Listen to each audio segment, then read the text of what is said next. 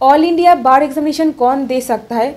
All India Bar examination दे करके आपको जो सर्टिफिकेट ऑफ प्रैक्टिस मिलता है, ये जो सर्टिफिकेट ऑफ प्रैक्टिस है इसको आप लाइसेंस एनरोलमेंट जो चाहे कह लो ये, एंड स्टेट बार काउंसिल से जो आपको एनरोलमेंट मिलता है, इन दोनों में डिफरेंस क्या है? एंड तीसरा क्वेश्चन, स्टेट बार काउंसिल से जो एनरोलमेंट आपको मिलता है, ये मिलने के बाद आप तुरंत ही एक एडवोकेट बन जाते हो और ऑल इंडिया बार एग्जामिनेशन देकर भी आप एक एडवोकेट बन सकते हो। तो ये जो दो एडवोकेट है, इन दोनों में डिफरेंस क्या है? तो ये जो 3 क्वेश्चन है इसका मैं आंसर पहले करूंगी और आगे आपको बताऊंगी जो इंसान का 2 साल हो गया है स्टेट एनरोलमेंट मिले हुए और वो ऑल इंडिया बार एग्जामिनेशन नहीं दिए हैं और उनका जो एनरोलमेंट है वो एक्सपायर हो गया है, तब आपको क्या करना है, ठीक है। और 5th क्वेश्चन, जो इंसान एक अंडर ट्रायल है, मतलब जिसके नाम पर एक क्रिमिनल ट्रायल चल रहा है, क्या वो इंसान एनरोलमेंट के लिए अप्लाई कर सकते हैं? तो ये जो क्वेश्चन है मैं बहुत ही कमेंट पर देख पा रही हूँ, तो इसीलिए ये सारे क्वेश्चंस का आंसर मैं ये वीडियो में करूंगी। सो फर्स्ट ऑफ ऑल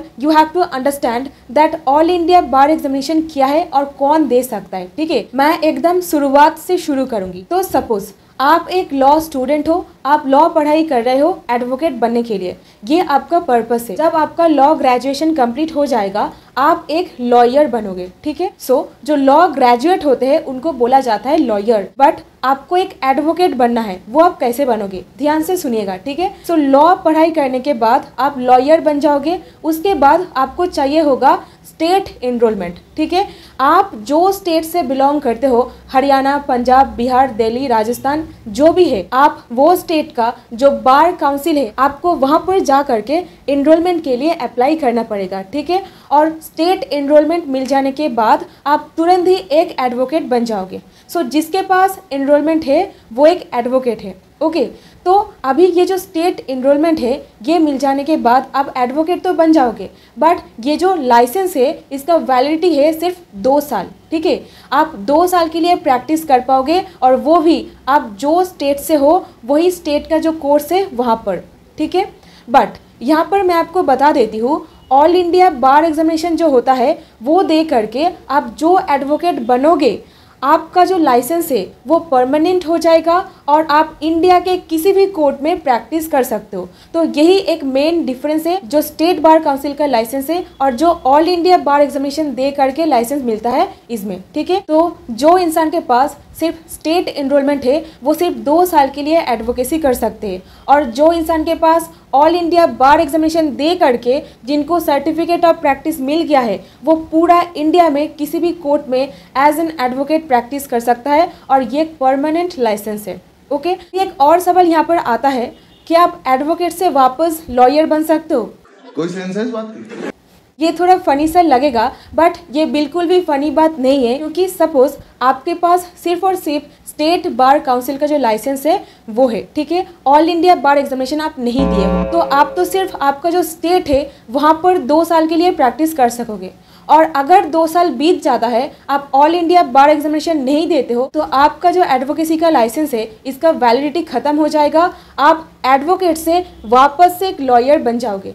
तो होता है ना एडवोकेट से लॉयर, खैर ये तो एक रेयर केस है, लोग लॉयर से एडवोकेट बनते हैं बट एडवोकेट से लॉयर ऐसे लोग बन सकते हैं। और एक और सिचुएशन है जहाँ पर आप एडवोकेट से लॉयर बन सकते हो, वो मैं आगे में आपको बताऊंगी। तो एक और पॉइंट यहाँ पर मैं मेंशन करना चाहूंगी, वो है ऑल इंडिया बार एग्जामिनेशन देने के लिए आपको सिर्फ 3 क्राइटेरिया मीट करना पड़ता है। नंबर 1, आपके पास LLB डिग्री होना चाहिए, और नंबर 2 जो स्टेट एनरोलमेंट है वो आपके पास होना चाहिए, और नंबर 3 जो है आप लॉ ग्रेजुएशन किए हो 2010 के बाद, ठीक है। क्योंकि 2010 के बाद जो सारे स्टूडेंट्स लॉ ग्रेजुएशन कंप्लीट किए हैं सिर्फ और सिर्फ उनके लिए ऑल इंडिया बार एग्जामिनेशन एक मैंडेटरी एग्जामिनेशन किया गया है और ये सुप्रीम कोर्ट ऑफ इंडिया बताए हैं। तो 2010 के बाद जो सारे law graduates law graduation complete किए हैं उनके लिए ऑल इंडिया बार एग्जामिनेशन एक मैंडेटरी एग्जामिनेशन हो जाता है, ठीक है। और आगे बढ़ती हूँ नेक्स्ट क्वेश्चन में, दैट जहाँ पर आपका जो एनरोलमेंट है स्टेट एनरोलमेंट है उसका जो 2 साल वैलिडिटी है वो एक्सपायर हो जाता है और आप ऑल इंडिया बार एग्जामिनेशन नहीं देते हो, तब आपको क्या करना है, जो स्टेट से आप हो वहाँ का जो बार काउंसिल है वहाँ पर आपको जाना पड़ेगा, आपको फिर से अप्लाई करना पड़ेगा जो सारे प्रोसेस है वो फॉलो करके, ठीक है।